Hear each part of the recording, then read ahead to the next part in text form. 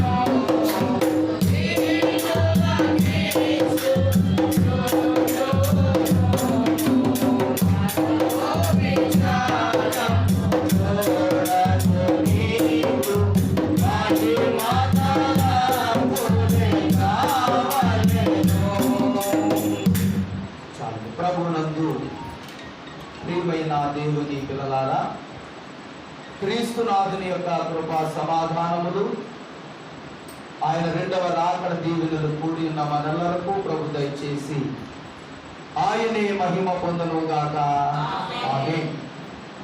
సరే, మంచిదండి. ఈ సమయంలో దేవుని యొక్క వాక్య గ్రంథములో నుండి కొద్ది నిమిషాలు దేవుని యొక్క వాక్యాన్ని మనము వినవలసిన వారమై ఉన్నాము. ఎందుకంటే వాక్యము అనగానే ఎవరు చెప్పండి? దేవుడు వాక్యమై ఉన్నారు. వాక్యం అంటే దేవుడు, దేవుడు అంటే వాక్యం. కనుక తండ్రి గారు మాట్లాడుతూ ఏమంటారు చెప్పండి? వాక్యాహారము తినని ఎడల బలము ఆత్మకు లభించుట. మరి శరీరానికి మనం ఏం చేస్తాం చెప్పండి? ఆహారం తీసుకుంటాం. ఎందుకు? బలము, శక్తి కావాలి కనుక. అలాగే ఆత్మీయ జీవితమునకు కూడా ఆత్మ సంబంధమైన ఆహారము కూడా ఎంతో అవసరం అంటారా? కాబట్టి ప్రతిరోజు ఏం చేయాలి? మనం వాక్యాహారాన్ని తినాలి. అప్పుడే ఆత్మ ఎలా ఉంటుందో చెప్పండి? బలముగా. కాబట్టి దేవుని బిడ్డల ఈ సమయంలో దేవుని యొక్క వాక్య గ్రంథములో మరి దావీదు మహారాజు గారి ద్వారా మరి వ్రాయబడిన ఈ లేఖన భాగములో మరి ఒక విషయాన్ని ఈరోజు నేను మీకు జ్ఞాపకం చేయాలని ఆలోచన చేస్తూ ఉన్నా. మరి ఇక్కడ మనం చూసినప్పుడు యెహోవా నీ గుడారములో అతిథిగా ఉండదగిన వాడు ఎవడు? నీ పరిశుద్ధ పర్వతము మీద నివసింపదగిన వాడెవడు?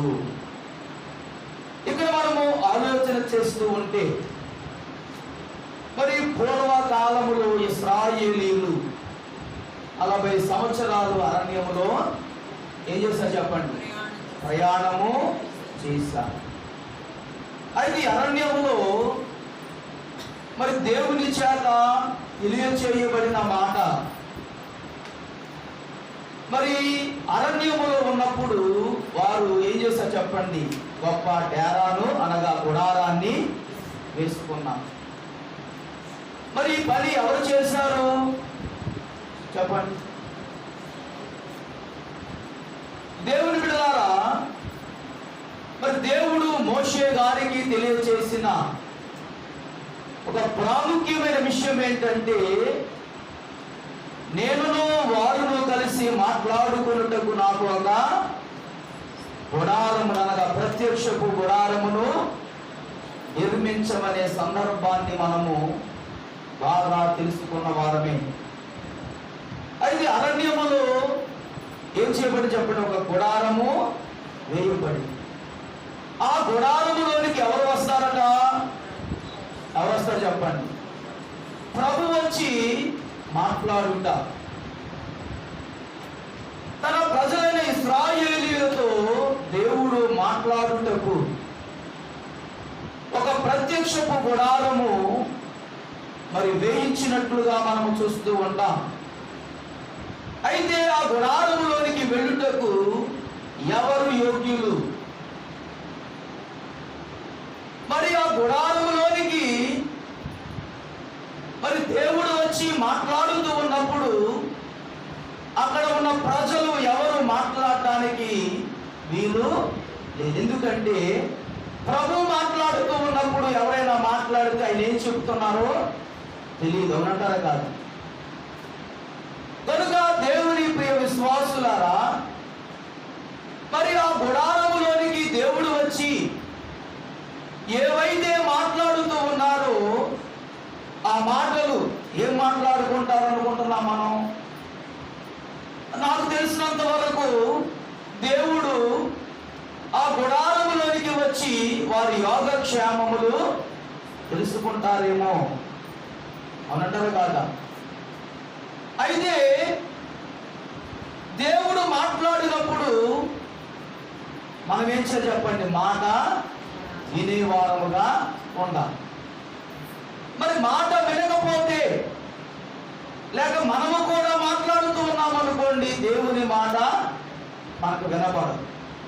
కాబట్టి ప్రభు మాట్లాడుతున్నప్పుడు మనం ఏం చేయాలి చూడండి? ఎవరైనా మనతో మాట్లాడుతున్నారు అనుకోండి, అడిగినప్పుడు సమాధానం చెప్పాలి. వారు మాట్లాడుతున్నప్పుడు మనం కూడా మాట్లాడితే ఏమవుదు?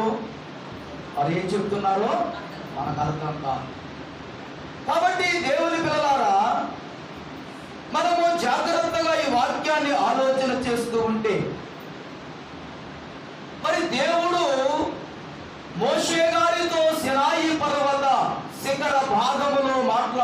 ఉన్నప్పుడు మోషే గారు ఏం చేశారు?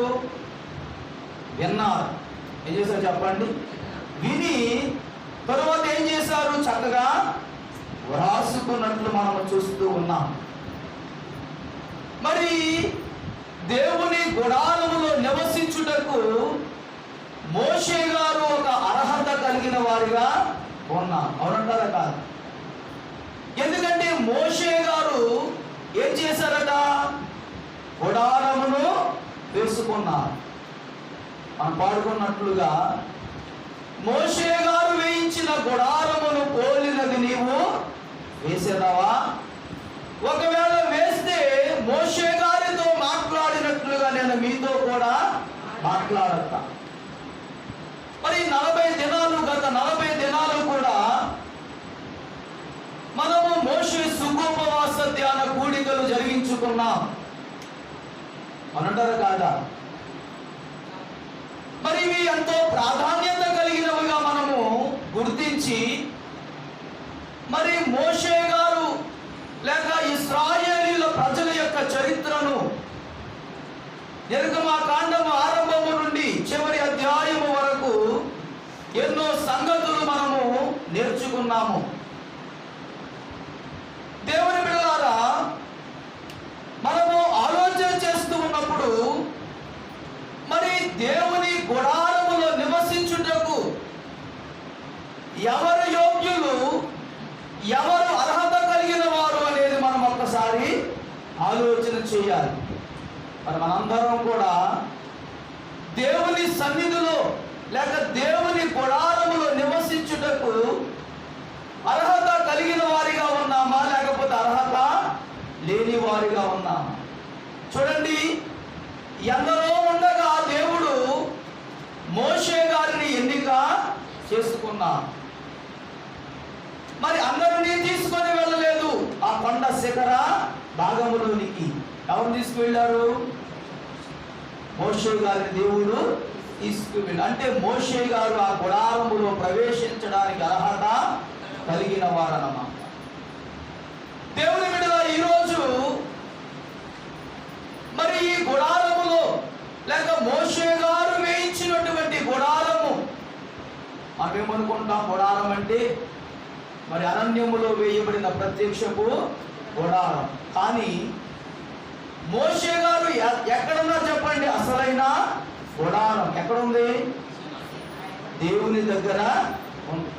ఆ సినాయి పర్వతం మీదకు ఎవరు వచ్చారు? దేవుడు దిగి వచ్చారు. మోషే గారేమో ఆ పర్వత శిఖర భాగంలోనికి వెళ్ళారు. అయితే దేవుడు అక్కడ ఏం చేశారు చెప్పండి? మోషే గారిని ఆకర్షించుకొని 40 దినాలు ముఖాముఖిగా మాట్లాడిన సందర్భాలు మనకు తెలుసు. ఎలా మాట్లాడాడట దేవుడు?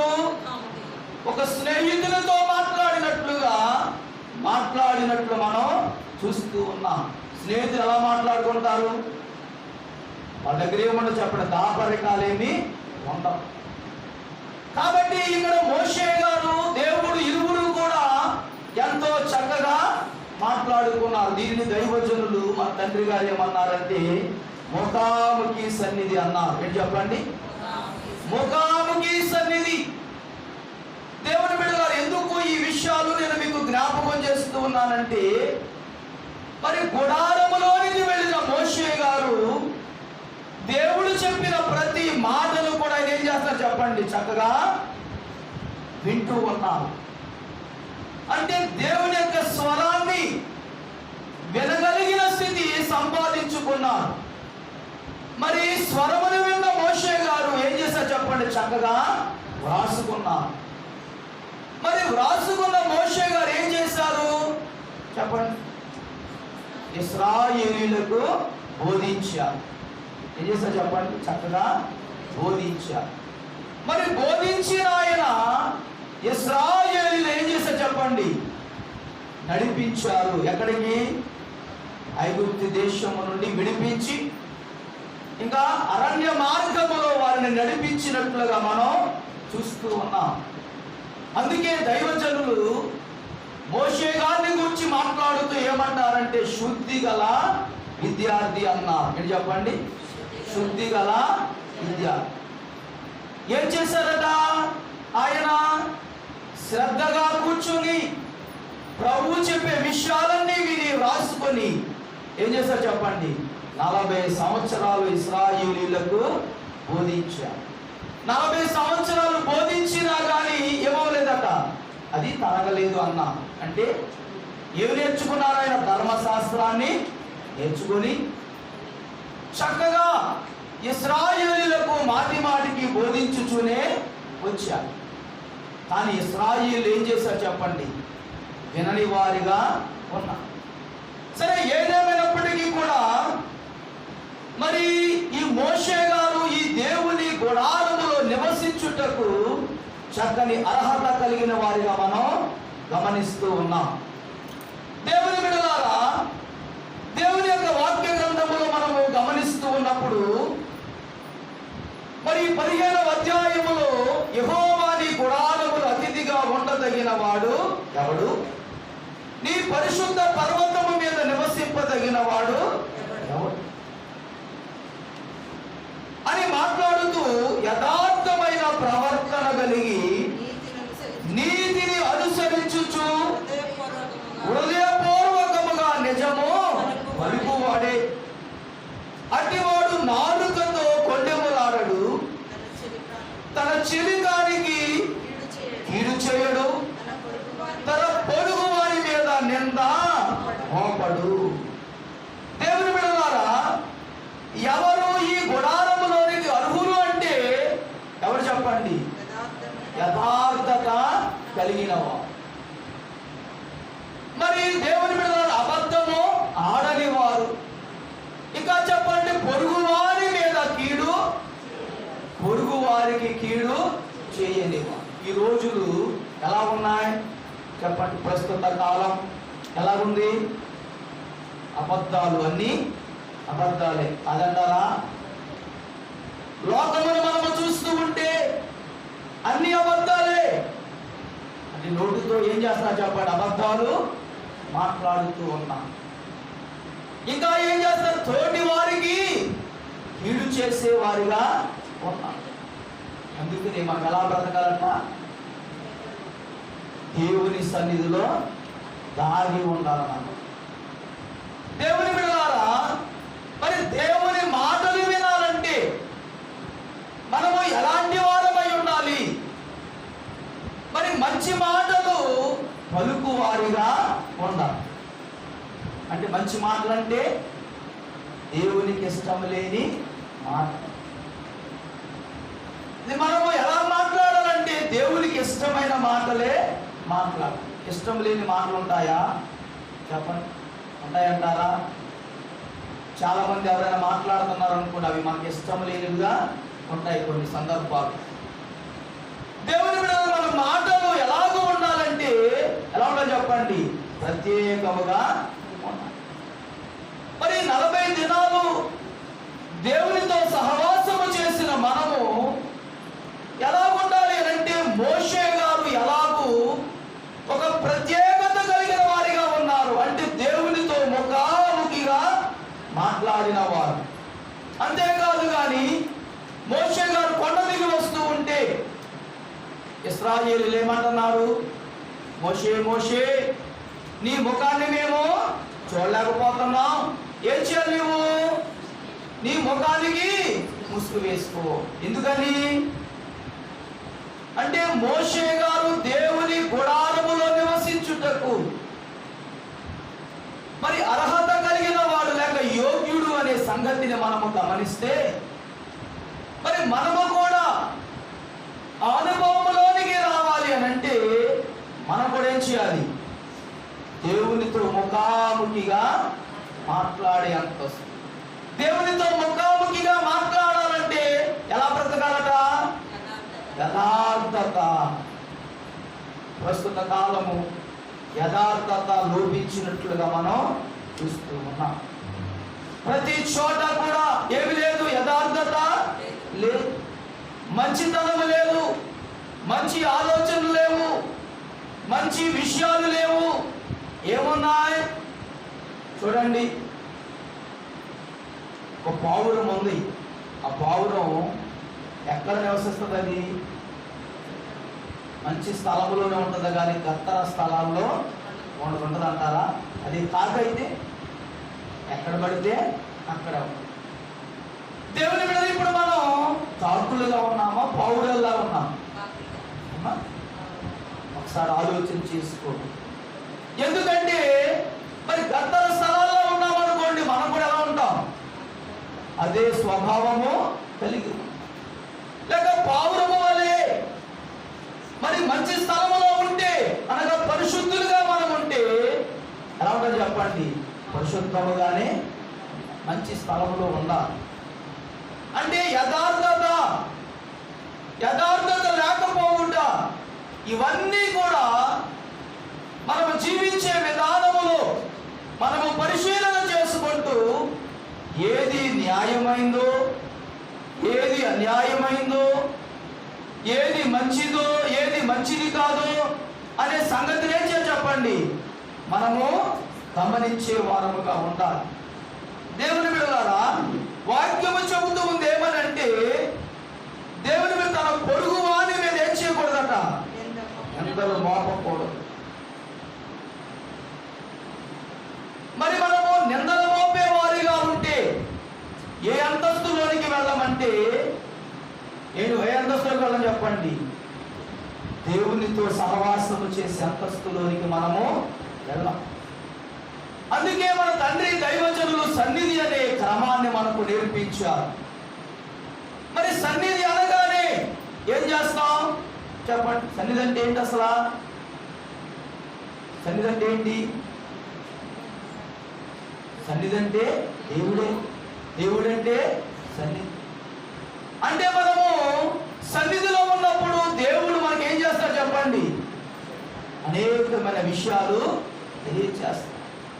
అంటే దేవుడు మనకు తెలియచేయాలంటే మనలో ఏముండాలి? ఏమన్నా చెప్పండి? మనలో జాగ్రత్తగా ఆలోచన చేస్తే దేవుని బిడ్డలారా, సన్నిధి అంటాము కానీ ఆ సన్నిధి సారము ఎరుగని వారిగా ఉంటూ ఉంటాం. అయితే సన్నిధి అనగానే దేవుడు మనతో మాట్లాడుట. అందుకే ఈ 40 దినాలు తండ్రి గారు ఏం చేశారు చెప్పండి?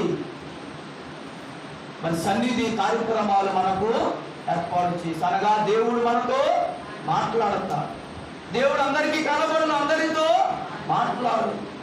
అందుకే దేవా నా కనబడుము, నాతో మాట్లాడము అని చక్కని. ఇప్పుడు దేవు సన్నిధిలో మనం ఉంటే దేవుడే మనతో మాట్లాడే స్థలం అన్నమాట. అంటే దేవుడు తెలియజేసే స్థలము. అందుకే ఈ గుడారము ఏమై ఉన్నది అని అంటే దేవుడు మాట్లాడే స్థలము. మరొక విషయాన్ని జ్ఞాపకం చేస్తాం. మనందరం కూడా ప్రతి ఆదివారం ఎక్కడికి వస్తున్నాం? ఈ గుడారం అనబడుతూ ఉన్న ఈ దేవాలయానికి వస్తూ, మరి వాక్యం చెబుతూ ఉంది, నీ దేహమే దేవుని ఆలయము. మరి దేహమే దేవుని ఆలయం అయితే ఇంకా ఈ దేవాలయంలోనికి వచ్చి మనము దేవునితో సహవాసము చేయవలసిన పని ఏమైనా ఉందా చెప్పండి? ఎందుకు మనము దేవాలయంలోనికి రావలసి వచ్చింది? దేహమే దేవుని ఆలయమై ఉన్నప్పుడు ఈ ఆలయమైన ఈ దేహాన్ని ఏం చేస్తున్నాం చెప్పండి? పాడు చేసుకున్నాము కనుక పాడు చేయబడిన ఈ దేహము సరిచేసుకున్నట్టుకు మనము దేవాలయంలోనికి వస్తాం. ఇంకొక విషయం ఏంటంటే, ఆ రోజు ఇశ్రాయేలీయుల ద్వారా నిర్మించబడిన ప్రత్యక్షపు గుడారము ప్రయాణము చేసేది అని చెప్పండి, ఒక చోట ఉండేది కాదు. అయితే మనం వచ్చేది ఈ దేవాలయము ఏమై ఉన్నదంటే స్థిరముగా ఇక్కడ ఉంది. అంటే ఇది ఆరాధన స్థలము, దేవుడు మనతో మాట్లాడే స్థలము, మనము దేవునితో మాట్లాడే స్థలం. ఆ ప్రత్యక్షపు గుడారము కూడా ఏమై ఉన్నది అని అంటే దేవుడు మాట్లాడే స్థలము, లేక దేవునితో సహవాసము చేసే స్థలమే.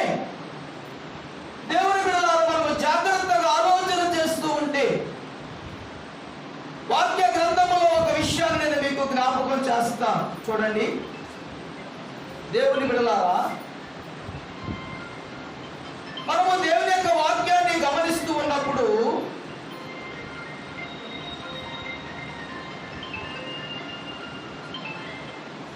దేవుని యొక్క వాక్య ప్రకారముగా మనము గమనిస్తే ఆయన శరీరమై ఉన్నారట, మనందరము ఏమై ఉన్నాం? అవయవములమై ఉన్నాము. మనందరము కూడా ఏమై ఉన్నామనంటే అవయవములమై ఉన్నాము. మరి ప్రస్తుత కాలములో మరి ప్రతి చోట బైబిల్ మిషన్ వారు తైలాభిషేక పండుగ కార్యక్రమాలు జరిగించుకుంటూ ఉన్నాం. అయితే మోషే గారికి దేవుడు తెలియజేసినట్లుగా మరి ప్రత్యక్షపు గుడారము నిర్మించి మోషే వారి ద్వారా అహరోను కుమారులను అభిషేకించి మందిరములో ఉన్న ఉపకరణములన్నిటినీ కూడా ప్రతిష్ఠించమని తెలియజేశారు. అయితే ఇవన్నీ కూడా మందిరములు ఏమైనా చెప్పండి, ఒక్కొక్క పనిముట్టుగా ఉన్నాయి. ఎన్నో రకాల పనిముట్లు ఆ ప్రత్యక్షపు గుడారములో ఉన్నట్లుగా మనం చూస్తే వాటన్నిటినీ కూడా తైలము పోసి అభిషేకించి ప్రతిష్ఠించారు. ఎందుకు? అవన్నీ కూడా పరిశుద్ధ పరచబడుట కొరకు. ఈరోజు మనము కూడా మరి ఏమై ఉన్నామట? ఆలయమై ఉన్నాము. లేక దేవుడు శరీరమై ఉన్నప్పుడు మనందరము కూడా ఆయనకు ఏమైనా చెప్పడు? అవయవములమై ఉన్నాం. అందుచేత మనము కూడా ఏం కాబడాలి? పరిశుద్ధ పరచబడాలి. మరి పరిశుద్ధ పరచబడాలంటే ఏం చేయాలి? దేవుని సన్నిధిలో మనము ఉండాలి, దేవునితో సహవాసము చేయాలి. అందుకే ఈ వాక్యాన్ని మనం, ఈ అధ్యాయాన్ని మనం చూస్తూ ఉంటే దేవుని బిడ్డలారా, ఎవరు ఈ గుడారములో నివసింపదగిన వారు అంటే ఎవరైతే పరిశుద్ధపరచబడతారో. లేక ఇక్కడ చూస్తూ ఉంటే చాలా విషయాలు ఈ అధ్యాయములో మనకు కనబడుతూ ఉన్నాయి. దేవుని బిడ్డలారా చూడండి, యథార్థమైన ప్రవర్తన కలిగి నీతిని అనుసరించుచు హృదయపూర్వకముగా నిజము అంటే అబద్ధములాడేవారు కాదు, లేనిపోని మాటలు మాట్లాడేవారు కాదు. యథార్థముగా మాట్లాడాలి, ఉన్నది ఉన్నట్లుగా మాట్లాడు. సాధ్యమంటారా? చెప్పండి. కుదురుతుందంటారా? లేదంటే ఎప్పుడు యథార్థముగానే మాట్లాడాను అన్నవారు ఎవరైనా ఉన్నారు ఇక్కడ? ఎప్పుడు అబద్ధం ఆడలేదండి, నా నోట్లో ఎప్పుడు ఏమొస్తాయి? యథార్థమైన మాటలే వస్తాయి అని ఎవరైనా చెప్పగలరా? దేవుని బిడ్డలారా, మన తండ్రి గారి ద్వారా మరి మన తండ్రి గారికి దేవుడు అందిస్తూ మోషే గారు వేయించిన గుడారమును నీవు వేసేదవా? మరి గుడారము వేయాలి అని అంటే మోషే గారిలో ఉన్న ఈ అనుభవాన్ని మనము కలిగి ఉన్నాం. ఏంటి అనుభవం అంటే ముందుగా మీకు తెలియజేశా. మోషే గారు దేవుని యొక్క స్వరము వినగలిగారు. గొర్రెల మందలను కాస్తూ ఉన్నప్పుడు పొదల నుండి ఒక స్వరము వినబడి, ఆ స్వరమును విన్న మోషే గారు ఏం చేశారు? ఆ స్వరము ఎవరిదో గుర్తించి ఆ స్వరములో నుండి లేక శబ్దములో నుండి వచ్చిన మాటలు విని ఏం చేశారు? ఆ ప్రకారముగా చేశారు. అంతేకాదు కానీ అక్కడ స్వరమును విన్న మోషే గారు ఈ సినాయి పర్వతం మీద కూడా ఏం చేశారు చెప్పండి? ఒక మేఘం వచ్చి ఆయనను కమ్ముకుందట. అంటే ఏంటి? గుడారము వేసిందన్నమాట. మరి ఇప్పుడు 40 దినాలు కూడా ఏం చేశారు? ముఖాముఖిగా దేవునితో సహవాసము చేశారు. ఆకలి వేయలేదు ఆయన. వేసిందా? దాహం వేసిందా? వేయలేదు. కానీ 40 దినాలు దేవునితో సహవాసము చేసి మరి సన్నిధిలో దేవుడు ఏం తెలియజేస్తూ ఉన్నారో వాటిని విని ఆ ప్రకారముగా చేశారు. మరి వినిన మోషే గారు వ్రాసుకున్న విషయాలు ఇశ్రాయేలీయులకు బోధించి అరణ్య మార్గంలో 40 సంవత్సరాలు నడిపించినట్లు మనము చూస్తూ ఉన్నాం. దేవుని బిడ్డలారా, అయితే మనము ఆ అనుభవంలోనికి రావాలంటే ఏం చేయాలట? అబద్ధం ఆడేవారు కానీ ఏం చెప్పండి, పొరుగు వారి మీద కీడు చేసేవారు కానీ, ఇక చూడండి, హృదయపూర్వకముగా నిజము పలకాలట. అటువాడు ఏం చేయడు? నాలుకతో కొండములాడడు, తన చెలిగానికి కీడు చేయడు, తన పొరుగు వారి మీద నింద మోపడు. అయితే అందరి పని ఏంటి చెప్పండి? అందరి పని ఏంటి? మాకు చెప్పాలి. మన పని కాదు. అందరి పని ఏంటి? ఎవరి మీద ఏ నింద మోపాలి, ఎవరిని ఎలా చిక్కులో పెట్టాలి, ఎవరిని ఎలా పాడు చేయాలి అని. అయితే మనం అలాంటి వారం కాకూడదు. ఏం చేయాలి? మనం యథార్థముగా బ్రతకాలి. బైబిల్ గ్రంథములో మనం చూస్తే షద్రకు, మేషకు, అబేద్నెగోలు ఏం చేశారు చెప్పండి? యథార్థముగా బ్రతికాలి. యథార్థముగా బ్రతికాలి. అందుకే ఎందులో వేయబడ్డారు చెప్పండి? అగ్నిగుండంలో వేయబడ్డారు. అంటే యథార్థముగా బ్రతికితే ఏమొస్తాయి అమ్మా? నిందలు వస్తాయి, శోధనలు వస్తాయి, లేనిపోని మాటలు వస్తాయి. మరి ఈరోజు నేను ఆలోచన చేస్తూ ఉంటే మనం ఇరుగు పొరుగు వారు, మన ఈదులు, మన పక్క వాళ్ళందరూ మనం పొగడాలంటే మనం ఏం చేయాలి చెప్పండి? ఏం చేయాలి? వాళ్ళతో పాటు మనం కూడా ఏం చేయాలి? లోకంలో తిరగాలి, లోకంతో కలిసిపోవాలి. అప్పుడు ఏం చేస్తారు? అబ్బాయి ఆవిడ ఎంత మంచిదో, ఆయన ఎంత మంచోడో అంటారు. లేదు, అలా కాదు, వారితో కలవకుండా మనం యథార్థంగా బ్రతుకుతున్నాం అనుకోండి, ఏమంటారు? ఏమంటారు చెప్పండి? మీతో మాట్లాడతారా? మనతో ఉంటారా? అయితే లోకం మనం మెచ్చుకోవాలంటే లోకానుసారులుగా బ్రతకాలి. మరి ఇప్పుడు లోకం మెచ్చుకున్నట్లు బ్రతుకుదామా? దేవుడు మెచ్చుకున్నట్లు బ్రతకాలా? దేవుడు మెచ్చుకున్నట్లు బ్రతికితే అన్ని తిట్లే వస్తాయి, అన్ని శ్రమలే వస్తాయి, అన్ని కష్టాలే వస్తాయి. మరి షద్రకు, మేషకు, అబేద్నెగోలు దేవుని చిత్తాన్ని గుర్తించారు, దేవుని చిత్త ప్రకారముగా బ్రతికారు. అయితే ఇప్పుడు ఏమైంది చెప్పండి? అగ్నిగుండంలో పడవలసిన పరిస్థితి వచ్చింది.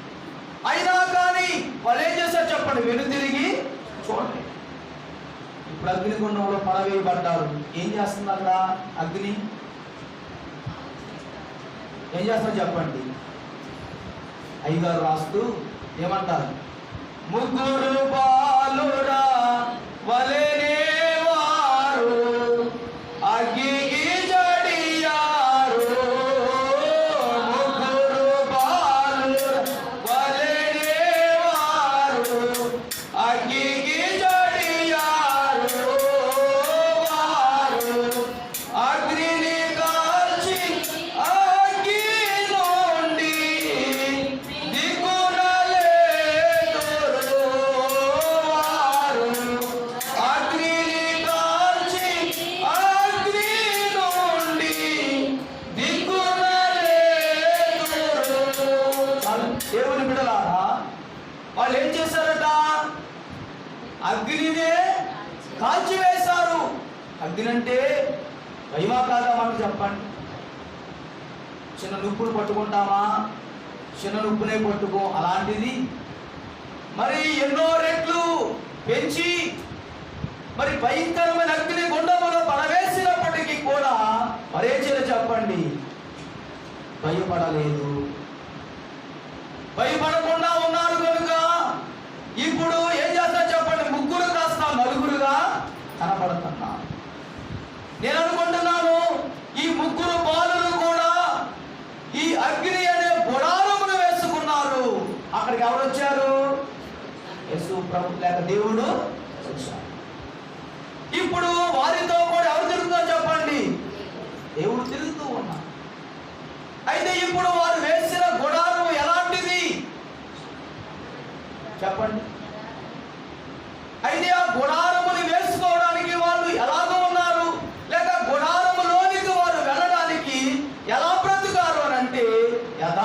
యథార్థముగా బ్రతికారు, అబద్ధము చెప్పలేదు, లేకపోతే ఎవరి మీద నిందలు మోపలేదు, ఎవరిని లేనిపోని మాటనలేదు. ఏమనుకున్నా చెప్పండి, మమ్మల్ని అగ్నిగుండంలో పడవేసినా పర్లేదు, మేమేమైపోయినా పర్వాలేదు. వారికి తెలుసా చెప్పండి, అగ్నిగుండంలో పడిపోయిన తర్వాత మరి దేవుడు అక్కడికి వచ్చి మమ్మల్ని కాపాడుతారనే సంగతి వారికి తెలుసా? తెలియదు వారికి. వారి మనసులో ఏమనుకున్నారు చెప్పండి, ఇంకా అగ్నిగుండంలో పడిపోయాం, చనిపోయాం, అంతే, ఇంకా అయిపోయింది అనుకున్నారంతే. అంటారా కాదు? అది తప్ప వేరే మరి ప్రమేయం అక్కడ ఏమీ కనబడదు. కానీ పడిన తరువాత, పడవేయబడిన తరువాత వారు ఎలా కనబడతారు చెప్పండి? ఒక ఉన్నతమైనదిగా పరిస్థితి కనబడుతూ రాజు ఏం చేస్తారు? వెంటనే మీరు బయటికి రండి, ఈ దేవుడు గొప్పవాడు. అంటే వారి యథార్థత దేవుని పక్షముగా సాక్ష్యము. అయితే మనము కూడా ఏం చేయాలి చెప్పండి? మరి ఈ దేవాలయం అనే గుడారములోనికి వచ్చాము. వచ్చిన మనము వస్తే సరిపోతే ఎవరు రావాలి? దేవుడు రావాలి. మరి ప్రభు రావాలంటే మరి ప్రభు ఎక్కడికి వస్తారు? నేను ముందుగా చెప్పాను, కర్తన స్థలాల్లోనికి అపరిశుద్ధత కలిగిన చోటుగా ఆయన ఎందుకు? ఆయన పరిశుద్ధుడు అంటారు. ఆయన నేను పరిశుద్ధుడని అయ్యున్నాను కనుక మీరును పరిశుద్ధుడు. మరి ప్రభువు మన మధ్యకు రావాలనంటే మనం ఎలా ఉన్నా చెప్పండి? అంటే మన పరిశుద్ధత ఎక్కడ దొరుకుతుంది? లేక పరిశుద్ధత మనం ఎలా సంపాదించుకుంటాం? అంటే యథార్థముగా జీవించు. వాక్య గ్రంథములో దావీదు మహారాజు గారు తెలియజేసినట్లు యథార్థమైన ప్రవర్తన కలిగి ఆ నీతిని అనుసరించి మనం నడుచుకోవాలి. దేవుని బిడ్డలారా, మరి దేవుడు కూడా మనకేం చేయాలి చెప్పండి? తోడుగా ఉండాలంటారా? అవసరం లేదు. మరి షడ్రకు, మేషకు, అబేద్నెగోలకు తోడుగా ఉన్న దేవుడు మనకు కూడా తోడుగా ఉంటాడు. ఒకవేళ దేవుడు మనకు తోడుగా లేడనుకుంటే మరి శిష్యులైన వారు దూరంలో ప్రయాణం చేస్తూ ఉన్నప్పుడు ఏమొచ్చింది చెప్పండి? పెద్ద తుఫాను వచ్చింది. పెద్ద తుఫాను రాగా వాళ్ళందరూ ఏం చేస్తున్నారు? ఎన్నో ప్రయత్నాలు చేశారు. ఎందుకంటే వారు అంతకుముందు ఎప్పుడో చేపలు పట్టుకు ఎన్నో తుఫాన్లు వారు ఎదుర్కొన్నారు. వాటన్నిటి నుండి వారు తప్పించుకోగలిగారు. కానీ ఈ తుఫాన్ ఎలాగో చెప్పండి? చాలా భయంకరంగా ఏమైపోతుంది? వాడా నా మునిగిపోతుంది. ఇంకా వారు ఎన్నో ప్రయత్నాలు చేశారు. ఇంకా వారు ఏమనుకున్నారు చెప్పండి? ఇంకా మేము మునిగిపోతాం, మేము చనిపోతాం, ఇంకా మా పని అయిపోయింది, మేము మా కుటుంబాలు ఇంకేమీ లేదు, మేము మరలా దొడ్డెక్కి మా గృహాలకు వెళ్ళే పరిస్థితి లేదు అని ఏమైపో చెప్పండి? నిర్ణయంలోనికి వచ్చేసి. నిజమే కదా? ఇంకా కొద్దిసేపు కనుక తుఫాను ఉంటే నిజమే ఆ పరిస్థితి. ఇంకా వాళ్ళు ఏమనుకున్నారంటే ఇంకా అయిపోయిందంతా అనుకున్నారు. అనుకునే సమయానికి ఎవరు గుర్తొచ్చారు చెప్పండి? దానిలోనే ఉన్న ప్రభును చూచారు. ప్రభును చూచి ఏమంటున్నారు? అయ్యా, మేము మునిగిపోతున్నాము, నీకు చింత లేదా అని అడుగుతారు. ప్రభు ఏమన్నారు అప్పుడు? ఏమన్నారమ్మా? అల్ప శ్వాసులా, ఎందుకు సందేహపడుతూ ఉన్నారు అని ఏం చేస్తారు చెప్పండి? గాలిని, సముద్రమును గద్దించక ఏమైపోయింది చెప్పండి? నిమ్మలమైపోయింది. ఎందుకంటే మనము దేవునిని కలిగి ఉంటే మన జీవితంలో యథార్థముగా మనం బ్రతుకుతూ ఉన్నప్పుడు, నీతిని అనుసరించి మనము నడుస్తూ ఉన్నప్పుడు, ఈ తుఫానులు, ఈ సముద్రపు అలలు లాంటివి ఎన్నో కష్టాలు, శ్రమలు ఏం చేస్తాయి చెప్పండి? మన మీదకి వస్తాయి. ఎన్నో అడ్డులు, ఆటంకాలు వస్తాయి. ఎందరో నిందిస్తారు, ఎందరో బాధ పెడతారు, ఎన్నో కష్టాలు, లేనిపోని శ్రమలు మన మీదకి వస్తాయి. వచ్చినప్పుడు ఏం చేయాలి? మనం భయపడాలా? ఏం చేయాలి మరి మనం? ఎవరు భయపడకుండా ఉంటారండి? ఎవరైతే దేవుని కలిగి ఉంటారో, ఎవరైతే దేవునిలో ఉంటారో, ఎవరైతే దేవునిని వెంబడిస్తూ ఉంటారో వారేం చేయాలి చెప్పండి? భయపడరు. అందుకే దైవజనులు కూడా ఏం రాశారు చెప్పండి? భయపడరాదు క్రీస్తు విశ్వాసి, భయపడే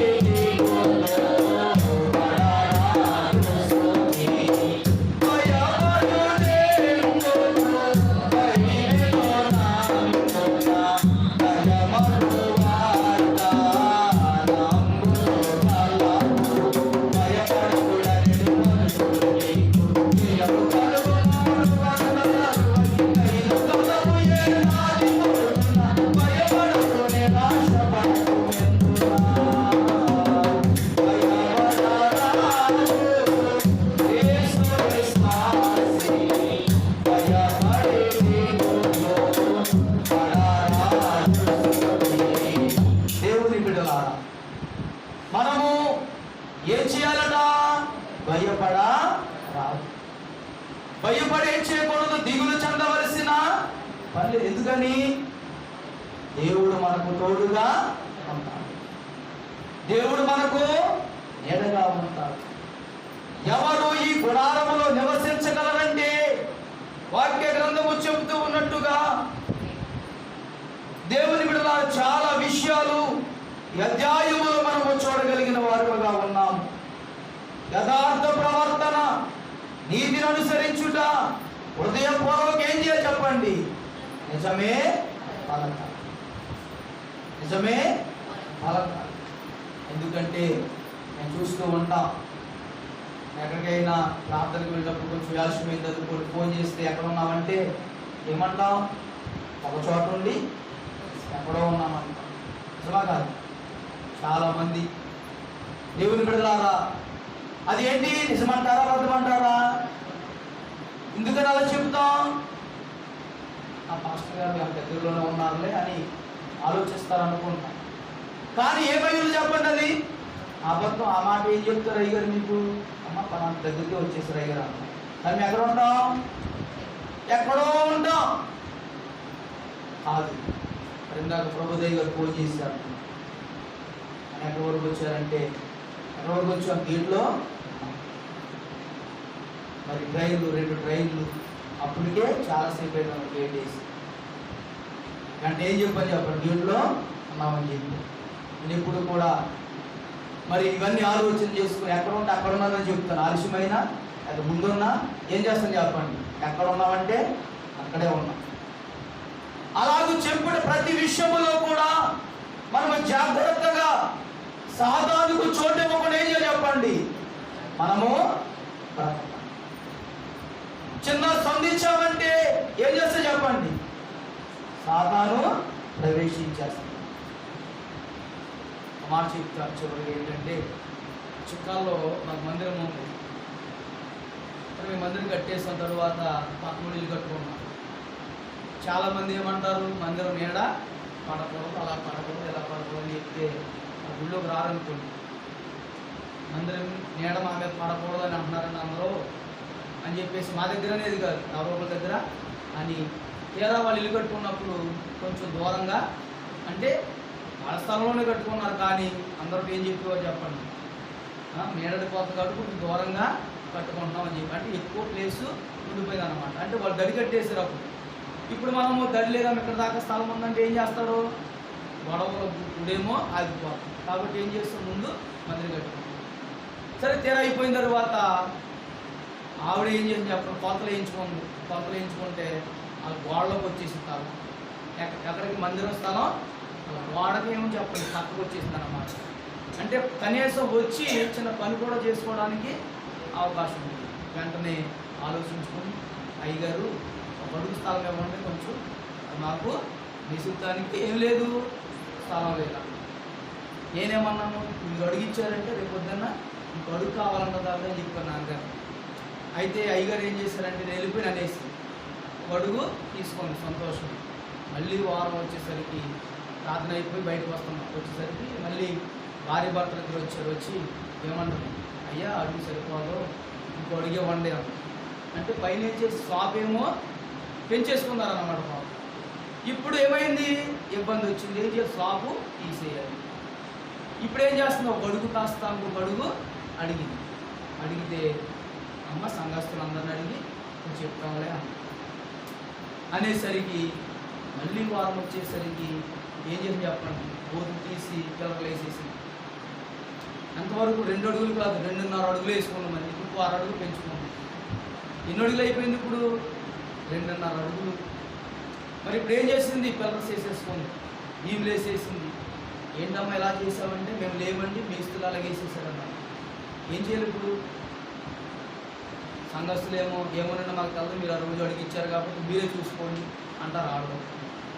ఏం చేయాలి ఇప్పుడు, రై గారు ఏం చేశారంటే ఇంకేమీ మాట్లాడలేదు ఇంకా ఇష్టమమ్మ నువ్వు ఏం చేసుకుంటావో చేసుకో అని కట్టేస్తాం. తర్వాత మళ్ళీ వారు వచ్చేసరికి గోడ కట్టేసింది.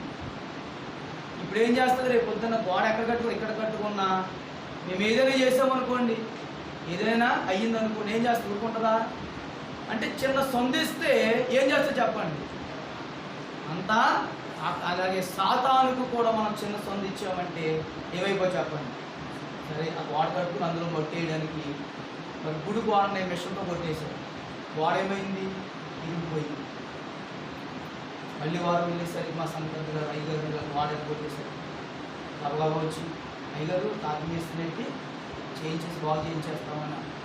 అమ్మా నువ్వు బాగు చేయించినా పర్లేదు, బాగు చేయించకపోయినా తర్వాత ఏం చేస్తావు, నువ్వు నీ ఇష్టం వచ్చినట్టు చేసుకున్నావు కాబట్టి ఇష్టం వచ్చినట్టు చేసుకో, ఇది నాది కాదు ఎవరిది, దేవుడే చూసుకుంటాను అంటే. ఇప్పుడు ఆవిడకి ఏమైపోతుంది, భయం. ఎవరో మాట వినేం చేసి చెప్పండి, సర్వీస్ వైర్ కొంచెం మంది విప్పినప్పుడు కొంచెం తెగిందని కొత్త వైర్ తెచ్చేస్తేనే కానీ ఊరుకోలేదు. ఆవిడ నిమిషంలో కొత్త వైరు తెచ్చి కొత్త వైరు బిగిస్తేనే మనం ఊరుకోలేదు. మరి ఇప్పుడేమో అంటే ఎలా ఉందో లోకం అంటే అవకాశం కోసం ఎదురు చూస్తారు. అవకాశం వారి చేతిలో ఉంటే ఉపయోగించుకుంటారు, లేకపోతే తీసి దేవుని బిడ్డలారా. అందుకే మనం ఏం చేయకూడదంటే దేవునిలో మనము సంపూర్ణముగా నిలిచి ఉండాలంటే మోషే గారి వల్లే సాతానుకి ఏమీ ఒకటి చెప్పండి, సందు. సాతానుకు సంధిస్తే దేవుడు ఉంటాడా, అక్కడ దేవుడు వస్తాడా? సాతానుకు మన హృదయంలో చోటిస్తే ఇక్కడ ఎవరు చెప్పండి, దేవుడు ఉండడు. దేవుడు పరిశుద్ధుడు, ఆయన యథార్థవంతుడు, ఆయన న్యాయవంతుడు, ఆయన శక్తి కలిగిన వాడు, ఆయన అన్నిటినీ జయించిన వాడు. మనకు కూడా ఏం చేస్తారు చెప్పండి, జయమును ఇస్తారు.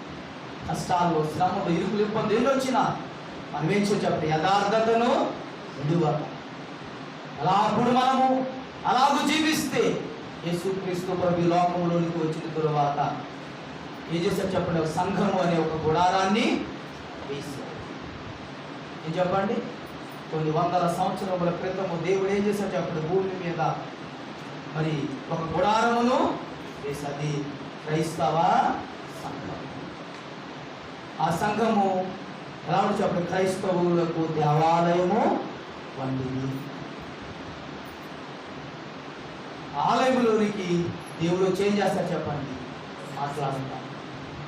మరి 40 రోజులు కూడా మనం దేవుడితో మాట్లాడాం. దేవుడు మనతో మాట్లాడాలి. దేవుడు మాట్లాడడం అంటే వాక్యమే దేవుడే. వాక్యం చదివితే దేవుడు మనతో మాట్లాడినట్టు, మనం ప్రార్థన చేస్తే మనం దేవునితో మాట్లాడాలి.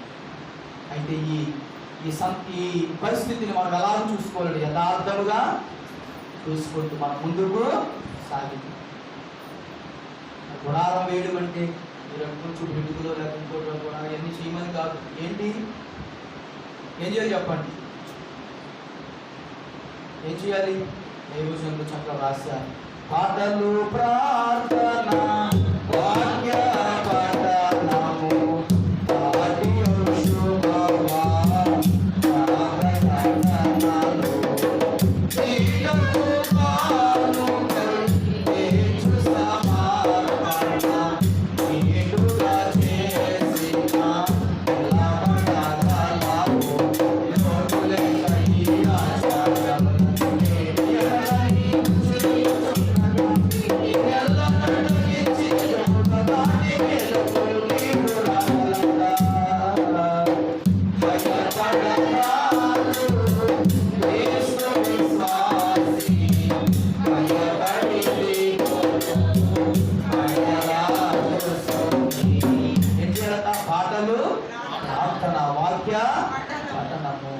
దాటియో శుభవార్త ఇటగు కానుక తెచ్చు. అంటే ఈ క్రమములన్నీ కూడా మనం క్రమముగా చేస్తే అదే గుడారమును వేయుట. ఏనంటారా? ఇంకేం చేద్దాం? మనం చేయవలసినవి క్రమం. అందుకే పెద్దలు దేవదాస్ గారు చెప్తూ ఉంటారు, వాళ్ళ గురువు గారు ఏం చెప్పారట, బైబిల్ బాగా చదవాలి. ఇప్పుడు కూడా ఏం చేయాలి చెప్పండి? బైబిల్ పాటలు, ప్రార్థన, వాక్య పఠనము, దాటి శుభవార్త ఎలా చేయాలట? నీటుగా చేయాలంట, క్రమము తప్పకుండా. మనం ఏం చేస్తాం? ఒక మాట, ఈరోజు ఎంతమంది చదువుకున్నారు బైబిల్ మానకుండా? చెప్పండి. ఎంతమంది ఉన్నారు చదువుకున్నారు చదవకుండా?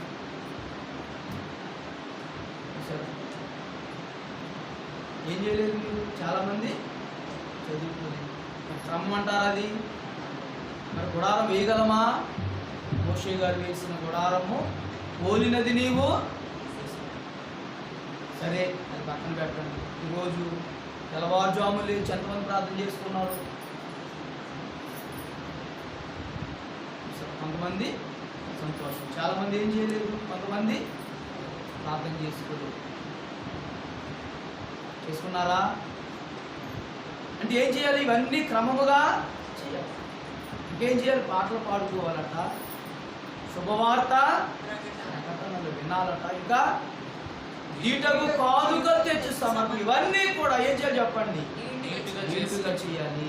చూడండి, రోజు మీరు వంట చేసుకొని భోజనం చేసిన తర్వాత కొండలు తోముకోకుండా అలా వదిలేస్తారా? ఏం చేయాలి? శుభ్రం చేసుకుంటేనే రేపు పొద్దున మళ్ళా, లేకపోతే అలవాటు రేపు ఏం చేస్తాను చెప్పండి? ఈరోజు ఎలాగా చదువుకోలేదు కదా అని రేపొద్దున కూడా నేను ఎలాగ మానేస్తాను. మా సంఘంలో కుర్రలు ఉన్నాడు, డిసెంబర్ 31వ తారీఖు నాకు ఫోన్ చేసి, అయ్యా రేపొద్దు నుంచి నేను బైబిల్ మానకుండా చదవాలనుకుంటున్నాను, మానకుండా ప్రార్థన చేసుకోవాలనుకుంటున్నాను అని చెప్పాడు. సరే అబ్బాయి, చాలా సంతోషం, ఏం చేయాలి? ఇలా ఇలా చదువుకో అని నేను చెప్పాను. చెప్తే సరే అయ్యారు అన్నాడు అని 1వ తారీఖు మొదలెట్టాడు. కరెక్ట్గా ఒక నెల రోజులు మానకుండా చదివాడు. సరే నేను ఏం అడగలేదు, ఒక నెల రోజుల తర్వాత అడిగాను అన్నమాట, అబ్బాయి బయట చదువుకున్నావా? ఏం లేదు, చదువుతానికి గుర్తు లేదు అంటే నిర్ణయం మాత్రం తీసేసుకుని ఏం చేస్తాను చెప్పండి? నిర్లక్ష్యం. ఇంకా ఏం చేయాలి? దైవ సన్నిధికి క్రమముగా దైవారాధనకు ఎలా రావు చెప్పండి? క్రమముగా రావు. సన్నిధి కార్యక్రమాలకి క్రమముగా రావాలి. అన్ని విషయాల్లో క్రమముగా ఉండాలి. ఎవరితో మనం చెప్పించుకునే వారంగా మనం ఎలా ఉండాలి చెప్పండి? చెప్పే వారముగా ఉండాలి. అంటే చెప్పే వారముగా ఉండాలంటే దేవుడు మనకు చెప్పాలి, చెప్పిన మనం వినాలి, వినిన వాటిని మనం చెప్పాలి. అందుకే గారు ఏమో వినుట విశ్వసించుట ఆజ్ఞకు విధేయులుగా ఉండాలి. విధేయులుగా లేకుండా కుదిరితే చదువుకోవడం, లేకపోతే ఈ మధ్యన మరి లోపల చూస్తే అన్ని ఆడవాళ్ళకే ఆఫర్లు. ఏం ఆఫర్లో? ఆషాఢ ఆఫర్. అన్ని ఆఫర్లు ఆడవాళ్ళకే. డాక్టర్ ఆఫర్లు వాళ్ళకే, ఇంకా 40 సంవత్సరాలు దాటిన వాళ్ళకి 18,500 వాళ్ళకి, రేషన్ కార్డు వాళ్ళ పేరున ఇల్లు ఇస్తే అది కూడా అన్నీ ఎవరి పేరున చెప్పండి? అమ్మ ఒడి అవి కూడా ఎవరి పేరున? చూసారా? అన్ని ఆఫర్లు ఎవరికి ఇచ్చారు చెప్పండి? అలాగే మరి ప్రస్తుత కాలంలో బైబిల్ మిషన్ మరి ప్రెసిడెంట్ అయ్యి గారు, చంద్రబాబు గారు కూడా ఏం చేశారు చెప్పండి? సన్నిధి స్త్రీలకు ప్రాధాన్యత ఇచ్చారు. సన్నిధి స్త్రీలకు ఏం చేశారు చెప్పండి? చాలా ప్రాధాన్యత ఇచ్చారు. అంటే సన్నిధి క్రమాన్ని నేర్పిస్తూ కొన్ని విషయాలు అక్కడ కూడా ఆఫర్ ఎవరికి ఇచ్చేసారు చెప్పండి? ఆడవాళ్ళకే వచ్చేసారు. మగవాళ్ళ పరిస్థితి ఏంటి చూడండి. ఆదాము అవ్వలు ఉన్నారు. అవ్వ ఏం చేసింది? ఆదాము గారు ఎక్కడ తీసుకెళ్ళిపోయింది చెప్పండి? చెట్టు చాటుకి తీసుకెళ్ళిపోయింది. అవునా కదా? ఇప్పుడు ఏం చేయాలి మీరు? సన్నిధి స్త్రీలు ఇంకా సన్నిధి సభ్యులు ఏం చేయాలి చెప్పండి? ఎక్కడ తీసుకెళ్ళిపోకూడదు? సంఘాన్ని ఎక్కడ తీసుకెళ్ళకూడదు చెప్పండి? చెట్టు చాటుకి కాదు. ఎక్కడ తీసుకెళ్ళాలి? దేవుని దగ్గరకు తీసుకెళ్ళాలి. ఆఫర్లన్నీ మార్చేస్తున్నారు కదని ఏం చేయకూడదు? మగవాళ్ళని పక్కన పడేస్తున్నారు చాలామంది. పరిస్థితి కాదు. ఎందుకంటే అన్నీ వాళ్ళకి మీరు ఉంటాయేంటి, లేకపోతే ఏంటి, అన్నీ మాకే వస్తున్నాయి కదని ఏం చేస్తారు చెప్పండి? అయితే మనం అలా కాదు. మనందరం కూడా ఏమై ఉన్నాము? వధువు సంఘము, పెండ్లి కుమార్తెలుగా అందరిని ఎక్కడ సిద్ధపరచాలి? మేఘం ఎక్కించే వరుసలోని తీసుకెళ్ళాలి. తీసుకుని వెళ్ళాలంటే సన్నిధి చేయాలి. సన్నిధి చేయని వారు ఎవరైనా ఎక్కడ లేనట్టంట చెప్పండి. సన్నిధి చేయని వారు ఎవరైనా ఏర్పాటులో లేనట్టు. సన్నిధి అంటే ఎంత ప్రాముఖ్యమైందో మోషే గారు సన్నిధి చేసి ఏం చేశారు చెప్పండి? ఇశ్రాయేలీయులను నడిపించారు. మీరు కూడా సన్నిధి చేసి ఏం చేయాలి? సంఘాన్ని ఎక్కడ తీసుకెళ్ళాలి? నూతన యెరూషలేము తీసుకుని వెళ్ళాలి. అలాగూ తీసుకుని వెళ్ళాలి అని అంటే ఎవరైతే యథార్థముగా ఉంటారో వారే ఈ గుడారములు నివసించుటకు అర్హులు అనే సంగతిని చివరిగా నేను తెలియజేస్తూ అందుకంటున్నారు, యెహోవా ఈ గుడారములు అతిథిగా ఉండదగిన వాడు ఎవరండి? మనం ఉండదగిన వారమా చెప్పండి. దీన్ని బట్టి మనం ఆలోచన చేస్తాం. మనము అర్హత లేని వారిని. కానీ అర్హతను ఏం చేయాలి చెప్పండి? సంపాదించుకొని మోషే గారు వేయించిన గుడారము వంటి గుడారము మన జీవితంలో నేను అంటాను, గుడారం ఎక్కడ వేసుకోవాలి? మన హృదయంలో వేసుకోండి. ఆ గుడారంలోనికి దేవుడు వస్తాడు, వచ్చి మనతో మాట్లాడతాడు. అలాగూ అటువంటి అనుభవాన్ని మనం సంపాదించుకొని ప్రభువులు ముందుకు సాగిపోయే ధన్యత ప్రభువు ఏడు దినమందు మనలకు దయచేయనుగాక. ఆమేన్. మా తండ్రి మాటలు